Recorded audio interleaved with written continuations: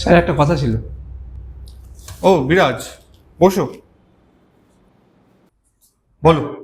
Sir আমি প্রায় 7 বছর এই কোম্পানিতে কাজ করছি, কোনোদিন ফাঁকি দিইনি, কোনো ব্যাড রিপোর্টও নেই আমার। হ্যাঁ, সে তো আমি জানি। সব জেনেও কেন আমার প্রমোশন করলেন না স্যার? আমার প্রাপ্যটা আপনি অন্য কাউকে কি করে দিয়ে দিলেন?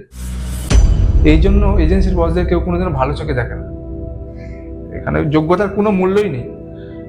আরে নিজেকে মোটিভেট করবো কি করে?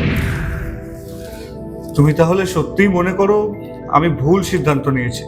স্যার 7 বছরের অভিজ্ঞতাকে গুরুত্ব না দিয়ে যদি 3 বছরের অভিজ্ঞতাকে বেশি যোগ্য বলে মনে করা হয়, তাহলে আপনার ডিসিশনকে কি করে ঠিক বলে মনে করে নেবো স্যার? বিরাজ, একটা কাজ করে দেবে? হ্যাঁ স্যার, আপনার কাজ করে দেওয়াটাই তো আমার কাজ। বলুন।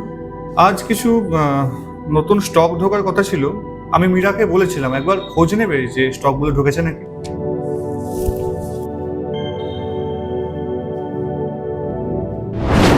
স্যার নতুন কোনো স্টক ঢোকেনি। কেন? পেমেন্ট তো ক্লিয়ার ছিল, তাহলে সমস্যা কি? সেটা তো জানা হয়নি স্যার। জেনে এসো। স্যার ব্যাংক স্টেটমেন্ট পাওয়া যায়নি। How it's possible? আমি নিজে চেক ইস্যু করেছি। স্যার এটা তো আমাদের অ্যাকাউন্টেন্ট বলতে পারবে।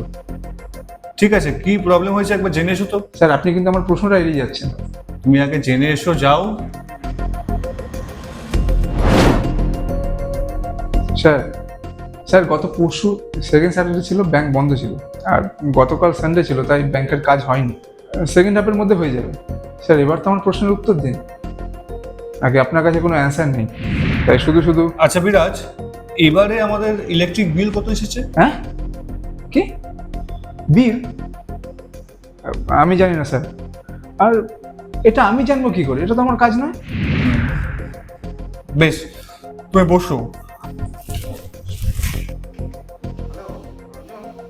রঞ্জন, একবার আমার কেবিনে এসো। স্যার ডাকছিলেন? রঞ্জন, আজ মর্নিং এ কিছু স্টক ঢোকার কথা আছে, সেটা ঢুকেছে কিনা একবার জেনে এসো তো। আমি জানি তো স্যার, আজ সেকেন্ড হাফে ঢুকবে স্টকগুলো। Are you sure?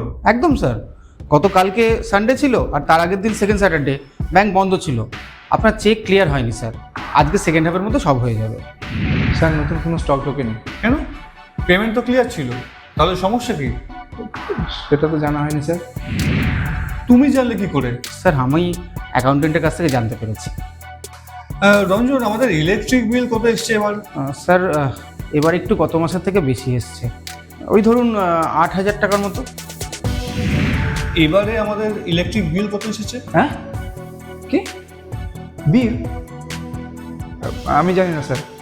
আর এটা আমি জানবো কি করে? এটা তো আমার কাজ নয়। ওকে, থ্যাংক ইউ। তুমি এখন এসো। Okay sir. আমি কিছু বুঝতে পারলাম না স্যার। আমি তো আপনাকে সব ঠিক ঠিক ইনফরমেশন দিলাম, সব আপনি রঞ্জনকে ডাকেন। আপনি কি আমাকে বিশ্বাস করেন না স্যার? অবশ্যই বিশ্বাস করি। বিশ্বাস যদি না করতাম তাহলে এতদিন তুমি এই অফিসে কাজ করতে না। তাহলে এইসবের মানে কি স্যার? তুমি তোমার আর রঞ্জনের যোগ্যতার তুলনা করেছিলে, তাই তো? দেখো বিরাজ, তুমি আমাদের এই অফিসের একজন মোস্ট হার্ড ওয়ার্কিং এমপ্লয়, কিন্তু হার্ড ওয়ার্কটাই যথেষ্ট নয়। আমি তোমাকে যা কাজ দিয়েছি সেম কাজ আমি রঞ্জনকেও করতে দিয়েছি। তোমাদের মধ্যে ডিফারেন্স তৈরি করে তোমাদের ওয়ার্কিং প্রসেস অ্যান্ড স্কিল। তুমি শুধু তোমার কাজটা খুব ভালো করে করো, so you are the best employ. But Ranjan নিজের কাজের পাশাপাশি সে অফিসের অন্যান্য ইনফরমেশনগুলো রাখে, যেটা ওর কাজের বাইরে, এবং তার ফলে আমাদের কোম্পানির অনেক help. He can manage everything, so he deserve manager post. Have you understood my words? Yes sir, আমি আমার ভুলগুলো বুঝতে পেরেছি। আমি অবশ্যই আমার ভুলগুলো শুধরে নেওয়ার চেষ্টা করব। ভেরি গুড, আমি জানি তুমি পারবে। সরি স্যার, না বুঝে আপনাকে অনেক কিছু বলে ফেললাম। It's okay, best of luck.